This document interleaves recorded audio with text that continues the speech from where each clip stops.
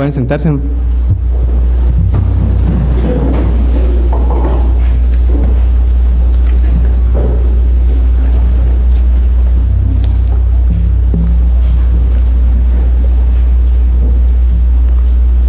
Mateo capítulo 17. Mateo 17.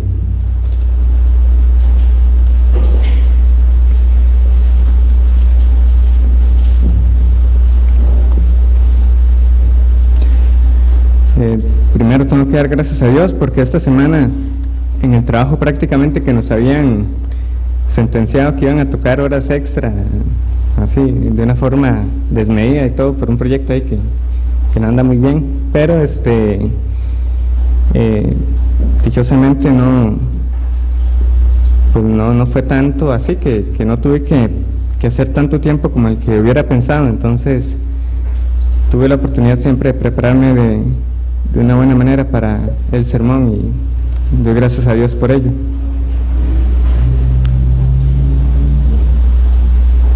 Versículo 24. Bueno, leamos un poco antes, simplemente para situarnos en el contexto. Versículo 18, Mateo 17, versículo 18, dice así: Y reprendió Jesús al demonio, el cual salió del muchacho, y éste quedó sano desde aquella hora. Viniendo entonces los discípulos a Jesús aparte, dijeron: ¿Por qué nosotros no pudimos echarlo fuera? Jesús les dijo: Por vuestra poca fe, porque de cierto os digo que si tuvierais fe como un grano de mostaza, diréis a este monte: pásate de aquí allá, y se pasará, y nada os será imposible. Pero este género no sale sino con oración y ayuno. Estando ellos en Galilea, Jesús les dijo: El Hijo del Hombre será entregado en manos de hombres, y le matarán, mas al tercer día resucitará. Y ellos se entristecieron en gran manera. Cuando llegaron a Capernaum, vinieron a Pedro los que cobraban las 2 dracmas, y le dijeron: ¿Vuestro maestro no paga las 2 dracmas? Él dijo: Sí. Y al entrar él en casa, Jesús le habló primero, diciendo: ¿Qué te parece, Simón? Los reyes de la tierra, ¿de quiénes cobran los tributos o los impuestos? ¿De sus hijos o de los extraños? Pedro le respondió: de los extraños. Jesús le dijo: luego, los hijos están exentos. Sin embargo, para no ofenderles, ve al mar y echa el anzuelo, y el primer pez que saques, tómalo, y al abrirle la boca hallarás un estatero. Tómalo y dáselo por mí y por ti. Para la mayoría aquí sabe que estamos en una serie de los milagros de Jesús. El anterior que nosotros vimos fue a este muchacho que tenía un demonio, que llama la atención porque antes de este caso habíamos visto 2, y en ellos ciertamente los demonios, o la legión de demonios en el caso del que tenía justamente al demonio llamado legión, increparon a Cristo, pero reconocían al Señor diciéndole: ¿qué quieres con nosotros, Hijo de Dios, Hijo del Santo? Pero este de acá, aunque no lo leemos aquí en Mateo, en Marcos, cuando Jesús aparece, más bien trata de dar como una demostración de su poder y revuelca al muchacho con más violencia. Nosotros lo leemos así, como queriendo tratar de intimidar a Cristo. Pero Cristo le dice lo mismo que le dijo a todos los demás: sal. Y no tuvo otro remedio que salir. Y tal es la autoridad de Cristo. Y nosotros vemos que Él vuelve a anunciar su muerte, y luego los discípulos van a tener una disputa entre ellos de quién es el mayor. Pero antes de eso, aquí en Mateo nosotros tenemos este relato único, que es con respecto a ese tributo que se pagaba para el templo. Y roguemos a Dios esta noche entonces que seamos edificados a través de la predicación esta noche. Oremos. Señor, te agradecemos por tu misericordia el permitir que estemos acá reunidos. Protégenos del error, que retengamos lo bueno, que tu palabra, Señor, sea glorificada esta noche. Ayúdanos, Señor, a contemplar a nuestro Señor Jesucristo. Y también rogamos por otros hermanos en otros lugares que se reúnen, para que también el hombre que vaya a exponer tu palabra tiemble delante de ella y lo haga con reverencia y con temor. Te rogamos lo mismo acá, Señor, y que no salgamos como entramos esta noche. Te lo pedimos en el nombre de Cristo. Amén. El pasaje es breve, pero se desprenden varias enseñanzas de él. A decir, ¿verdad? Esta noche veremos 5. Veremos la omnisciencia de Cristo. Veremos también su condición de hijo, su autoridad sobre el mar y los habitantes del mismo, y su consideración y su generosidad hacia otras personas. Pero antes de que nosotros veamos cada uno de esos puntos, es necesario que entendamos el trasfondo histórico que hay en este pasaje. ¿Cuál es este tributo del que se habla? Vienen los cobradores en el versículo 24 y dicen: vuestro maestro no paga las 2 dracmas. Sabemos que no era un impuesto romano, por el contrario, justamente por esta cantidad que se está mencionando, sabemos que corresponde a una ofrenda llamada del rescate. En otras versiones de la Biblia nosotros no leemos esta palabra, 2 dracmas, sino que leemos: vuestro maestro no paga el tributo, no paga el impuesto. Pero la palabra original es didracmón, que justamente es 2 dracmas, di de 2 y dracmón de dracma. Y al final de nuestras Biblias, en algunos casos verán que ese versículo 24 tiene como pasajes relacionados Éxodo 30, versículo 13, y Éxodo 38, versículo 26. Entonces vamos a ir a esos pasajes para que tengamos el contexto de ese tributo. Éxodo capítulo 30.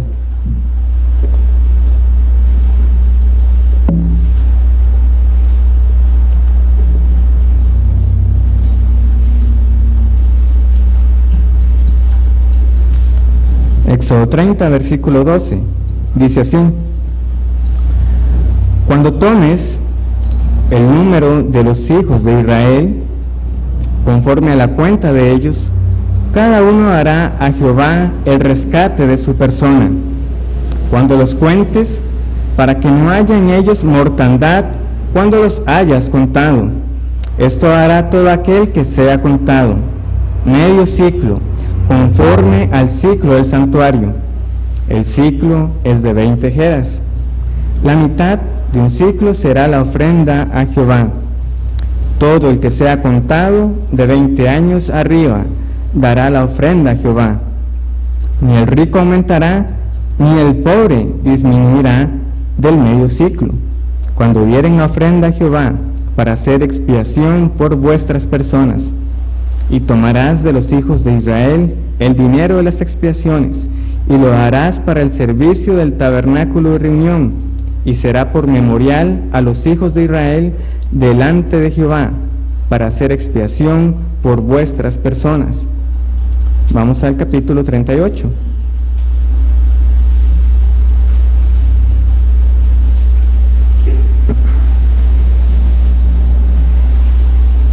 Versículo 25.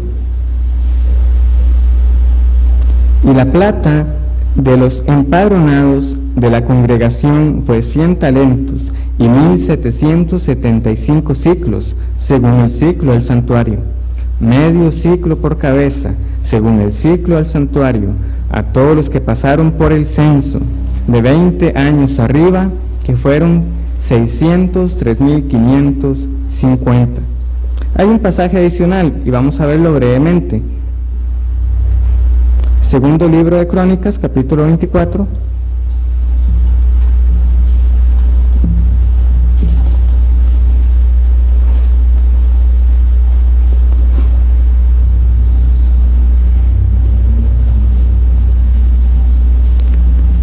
Segundo de Crónicas 24, versículo 6.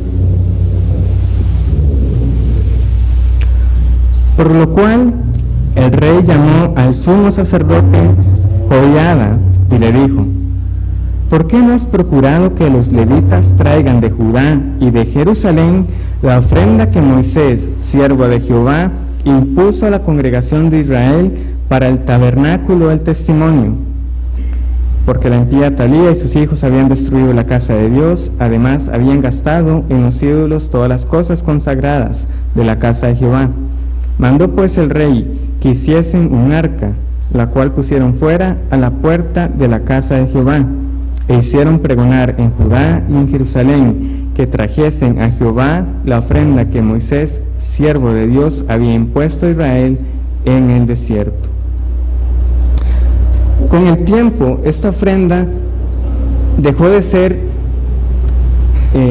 ocasional, porque era solamente recolectada cuando había censo, o justamente con este propósito del mantenimiento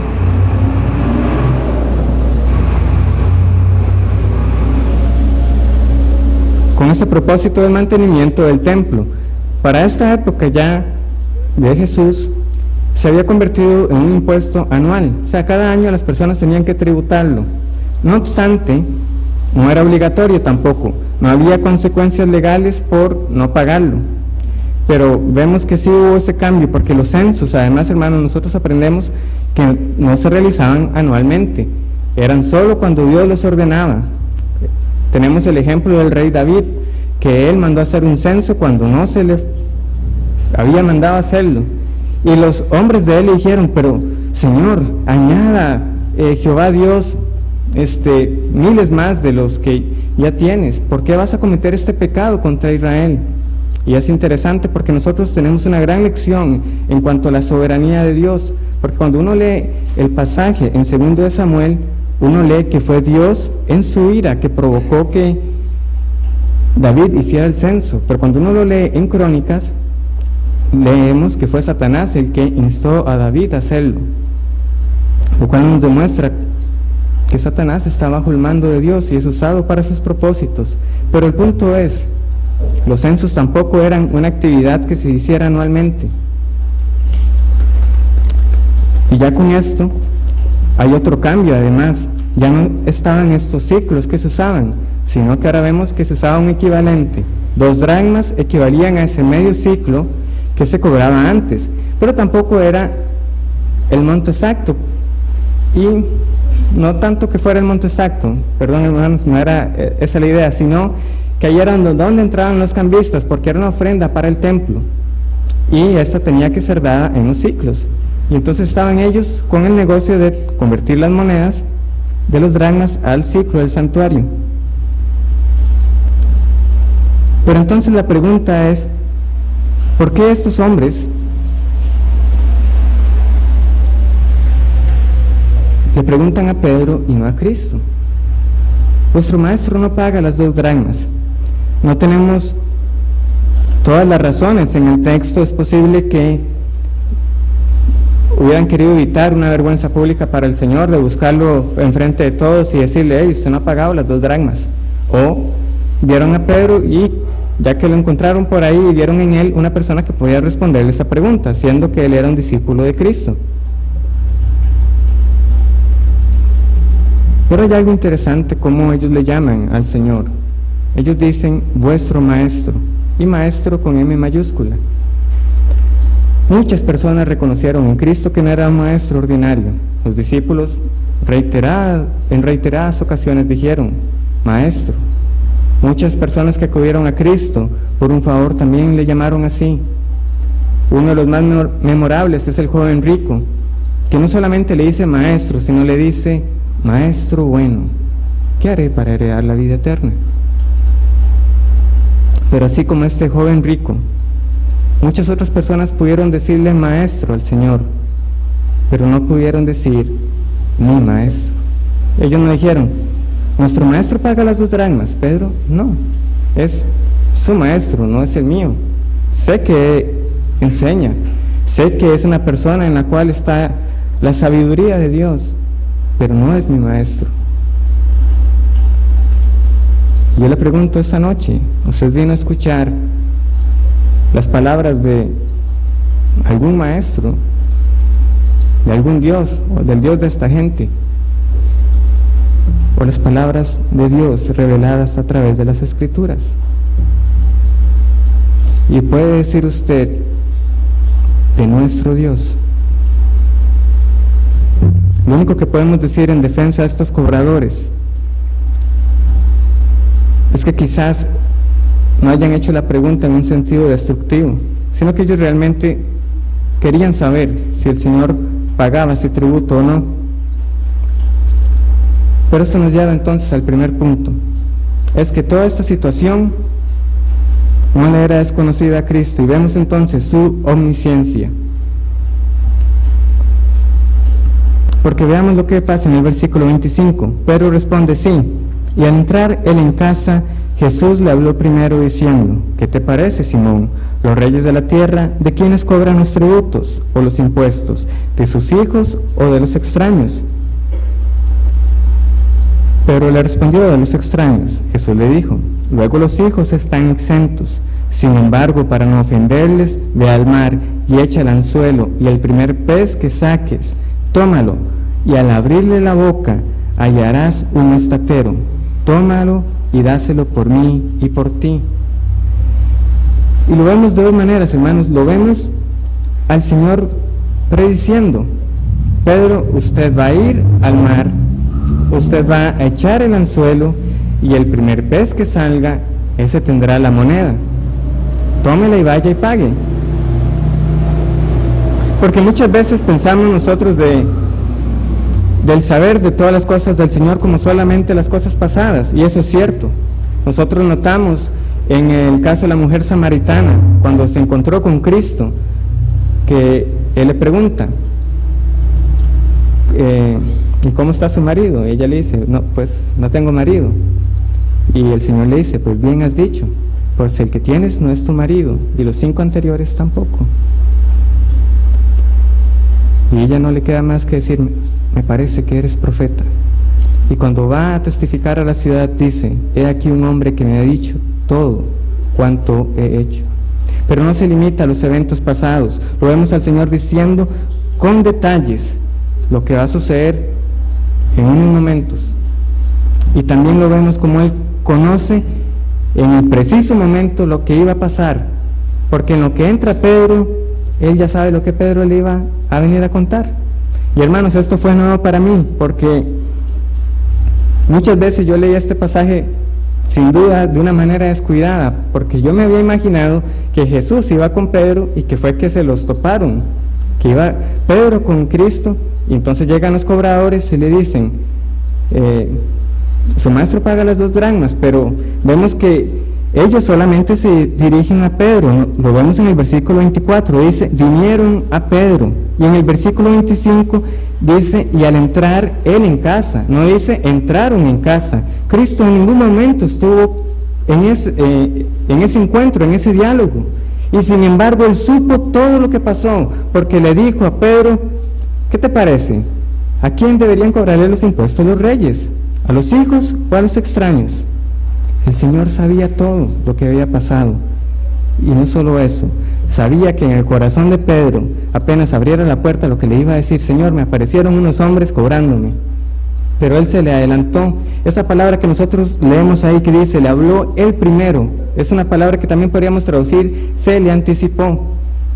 ¿Se imaginan ustedes, hermanos, cuando uno llega a la casa, a menos de que ya sea como la rutina, que uno sabe que fue al trabajar o algo así, pero que uno sale a hacer una vuelta y uno llega y lo normal es que le preguntan a uno: ¿y cómo le fue? Y ya uno cuenta. Oye, y si no le preguntan y uno tiene ganas de contar, pues uno: ¿vieras que me pasó tal cosa? Pero no, para que quedara claro que el Señor realmente conocía todo lo que había sucedido, era necesario que se le anticipara a Pedro. No me hable, ya sé lo que pasó.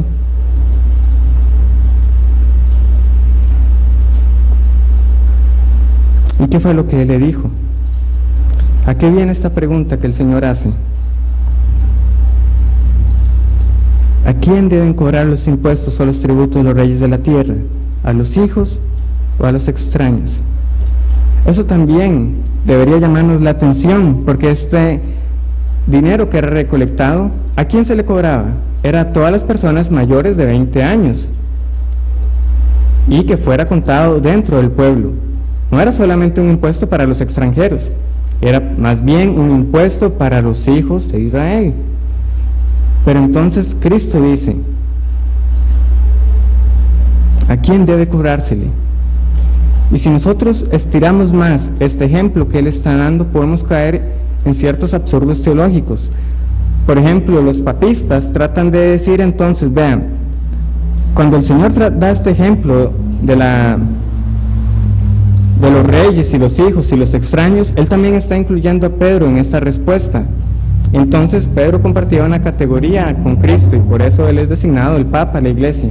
Y uno, no simplemente se espanta de escuchar tal cosa, de cómo pueden deducir esto de aquí, porque ¿a quién fue hecha la pregunta? Su maestro paga el impuesto o las 2 dracmas. Ellos no dijeron, ustedes pagan el impuesto, no le preguntaron a Pedro, ellos nada más preguntaron por Cristo, y esta defensa que el Señor presenta es solamente por su persona.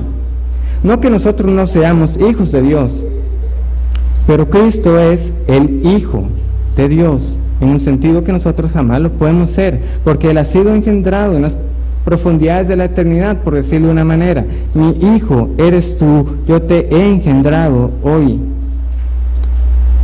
La imagen misma de la sustancia de Dios. Más bien podríamos decir que en vez de pagar, Cristo tenía que recibir ese impuesto.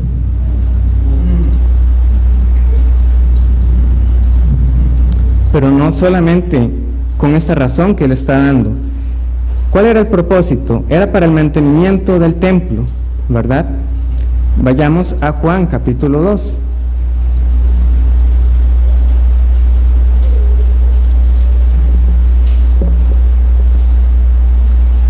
Juan capítulo 2, versículo 13.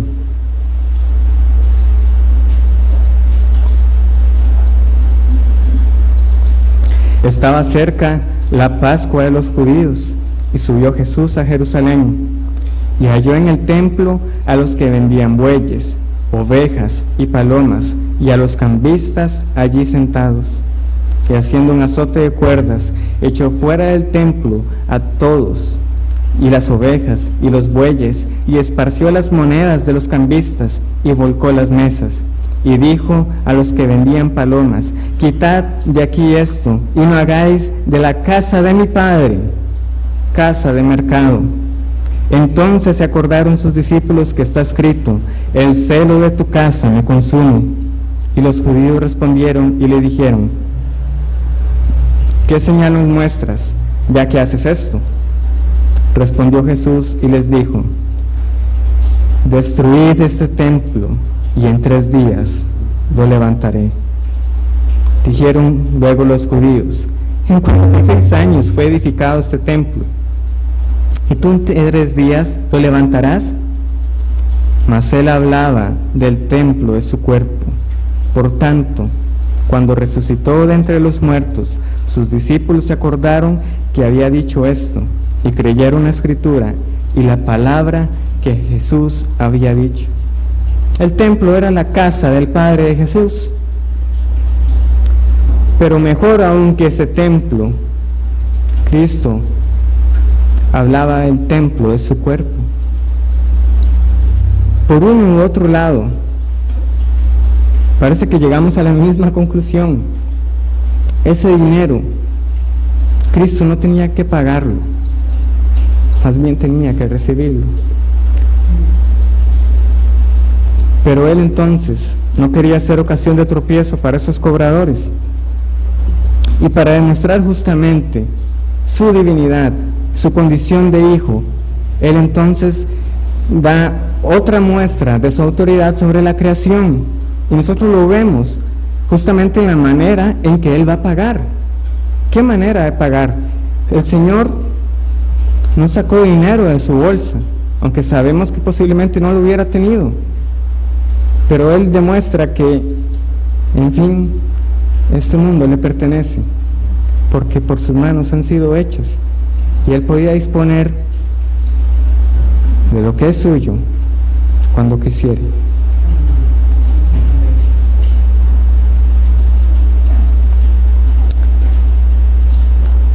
No sé cuántos tienen como afición pescar, o si alguna vez trabajaron como pescadores. Pero si lo vemos como un hobby, como un entretenimiento, tendría poco chiste que fuera algo de que uno se sienta y uno llama a un pez y el pez viene y sale.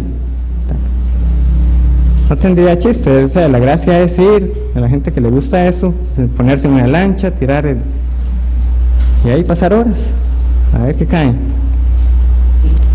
Y para los que trabajan en esto, ustedes se imaginan lo fácil que sería su labor, entonces, si no tuvieran que pasar justamente tantas horas de trabajo buscando el sustento de su familia. ¿Por qué? Porque los pescados no vienen naturalmente a las redes o al anzuelo. Y eso también nos llama a nosotros la atención, hermanos. No le dijo a Pedro, vaya y tire una red, un anzuelo, porque otra hubiera sido, Pedro, vaya, tire una red y luego de lo que saque empieza a buscar entre todos esos peces, alguno tendrá una moneda. No fue así. El Señor sabía exactamente, tírela y el primero que saque, ese tendrá la moneda. ¿Qué autoridad para poder decir eso? Solo alguien que tiene realmente la creación bajo su dominio puede hacerlo, y no puede hacer alguien más que Jesucristo.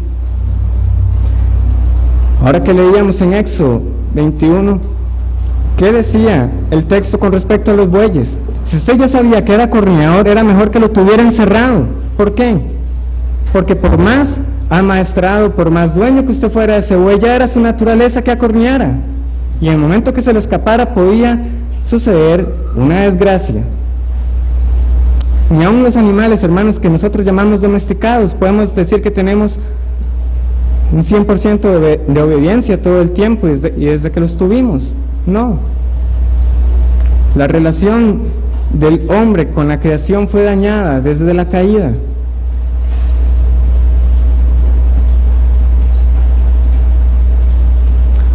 Ahora, si leemos también nosotros con cuidado,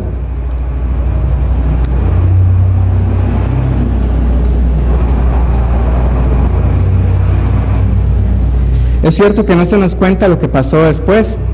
O sea, no tenemos la parte donde dice, bueno, y Pedro fue y echó el anzuelo y efectivamente sacó el pez.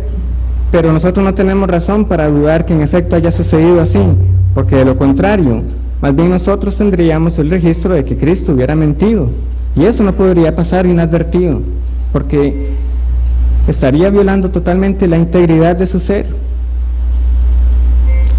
Pero también es cierto que los cobradores no volvieron a aparecer. Nosotros tampoco leemos en lo que resta de cada uno de los evangelios que estos cobradores aparecieran nuevamente diciendo, su maestro no ha pagado. Sabemos que en efecto Pedro tuvo que haber ido e hizo como le fue mandado y pagó, y que en efecto fue como el Señor dijo que pasaría. Pero entonces nos llama la atención no solo cómo fue que Cristo usó los medios para pagar, sino el por qué pagó. ¿Por qué pagó Cristo? Versículo 27. Sin embargo, para no ofenderles.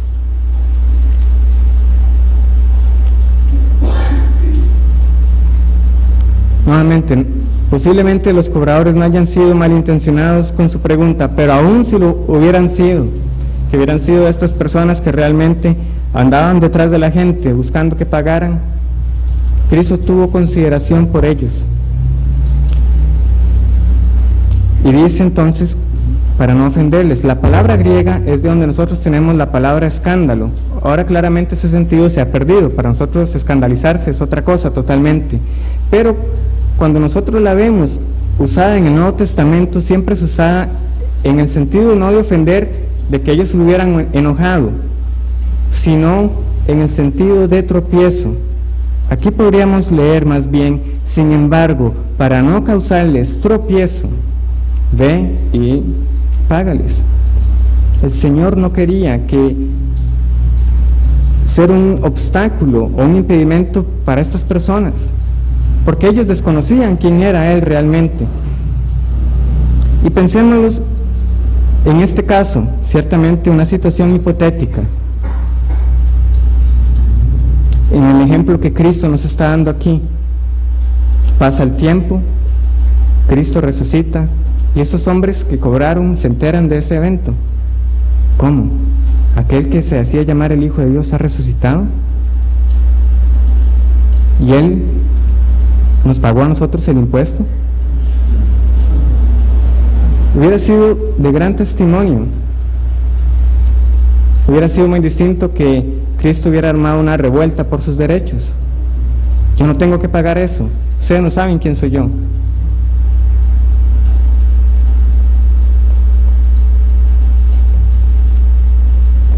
Y aprovecho para dar una aplicación acá mismo. Hermanos, acá no estamos en contra de los derechos y de hacerlos valer. Por algo están. Muchos de ellos en su pasado tuvieron algunos hombres de piedad que buscaron que fueran hechos. Pero Cristo aquí nos está dando un ejemplo de que hay ocasiones que los derechos pasan a un segundo plano por amor al testimonio y del Evangelio. No vamos a hacer tropiezo para ellos, pero vamos a pagar. Y ya vimos todas las razones que Cristo tenía para no hacerlo. Es el Hijo de Dios mismo. ¿Qué testimonio damos nosotros cada vez que se presenta una ocasión y que uno se ponga a pelear por cuanta cosa, aduciendo es que no está mal? No.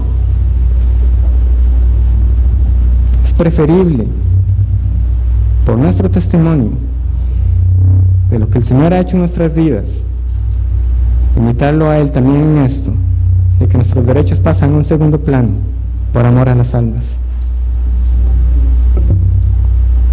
Pablo mismo, él dio también numerosos ejemplos de hacerse a las personas como ellos en ciertos aspectos, para de algún modo ganarlos, o no ser ocasión de tropiezo para el débil.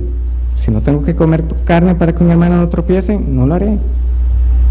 Tengo todo el derecho a hacerlo, sí, pero por amor al hermano, no lo haré. Y vemos también su generosidad. No solo cómo pagó, por qué pagó, sino también por quiénes pagó. ¿Por qué no pagó solo por él? ¿Cuánto dinero sacaron del pez? Un estatero, 4 dracmas, lo suficiente para pagar por 2 personas, porque este tributo tenía una particularidad. No era obligatorio pagarlo, pero si usted pagaba, usted tenía que pagar 2 dracmas. No más, no menos. Nosotros vimos la indicación, ni al rico se le aumentará, ni al pobre se le disminuirá. Era ese monto. Entonces, Cristo perfectamente pudo haber mandado a Pedro a sacar ¿cuánto? 2 dracmas. Él solo tenía que pagar eso. Solo preguntaron por Cristo. Pero nuevamente, para no ser tropiezo y para mostrarle a Pedro que él tampoco estaba exento del impuesto, fue y sacó un estatero. Y le pagó también a Pedro. Y hermanos, así es. El Señor ha ordenado medios. Aquí nosotros vimos cuál era el medio: ir al mar y por medio de un anzuelo sacar el pez. Pero ese esfuerzo del apóstol también se vio recompensado, en que para él también hubo suficiente para pagar ese impuesto, que nos demuestra que tampoco lo había hecho. Y así es. Porque la fe no es solamente creer en Dios, es también creer que Dios es galardonador de los que le buscan. Y llegamos a las 2 aplicaciones finales. Volviendo al aspecto de la omnisciencia de nuestro Señor, ¿cómo pensamos nosotros de ella? Sí, nosotros sabemos, sí, crees que Cristo sabe todo, Él conoce los corazones de las personas, lo que pensamos, que nuestro pecado no le está oculto. Sí, cierto. Pero pensamos solo de esta manera. Un autor hizo una pregunta que a mí me pegó duro, porque decía: ¿lo vemos solo como un vigilante en espera que fallemos para actuar como juez? ¿O como un amigo fiel y amoroso y guardián que nos mantiene en su vista para asistirnos en la emergencia y librarnos de todo mal? Es cierto, nuestro pecado no le está oculto al Señor, pero tampoco nuestras aflicciones y nuestros menesteres, porque cuando Pedro entró a la casa, el Señor sabía lo que estaba afligiendo al discípulo, y de inmediato le dijo las palabras que él tenía que escuchar: Pedro, tranquilo, no tengo que pagar ese impuesto, pero ya lo que nosotros sabemos, que fue pagado. El Señor no está ahí expectante, esperando que solamente nosotros fallemos para acusarnos y pecar. Al contrario, Él es nuestro abogado delante del Padre. Entonces, ¿está solo usted pensando en esto de que es que mi pecado no le está oculto al Señor? O al contrario, que esta verdad se aplica en la oración cuando Él nos dice que nuestro Padre ya sabe de qué tenemos necesidad y que podamos orar con confianza y acercarnos al trono de gracia. Y finalmente, una analogía con respecto a la pesca. Y como les estoy diciendo, es una analogía, hermanos.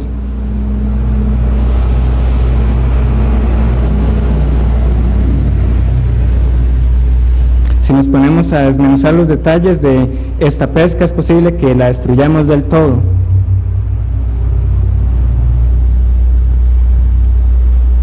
Pero espero en el Señor que la misma bendiga nuestras vidas. Nosotros vemos cómo el Señor demuestra su autoridad sobre la creación, haciendo con lo que es suyo lo que Él quiere. Y de todos los peces, Él escogió uno, y lo llamó, y fue ese pez, y no otro, el que cayó en el anzuelo. Fue un llamado eficaz, fue ese pez y no otro. Y nosotros en Efesios somos descritos como personas que seguíamos la corriente de este mundo, hijos de ira, pecando igual que los demás. Pero Dios, que es rico en su misericordia, estando nosotros en esa condición, muertos en pecados, nos dio vida juntamente con Cristo. Por gracia sois salvos. Nosotros no pudimos resistir ese llamado, y es algo que nosotros aprendemos hasta después.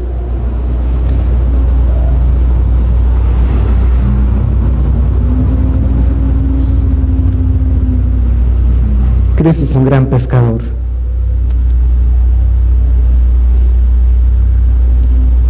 Y al que llama, cae en el anzuelo para morir al pecado y ser en cambio un sacrificio vivo.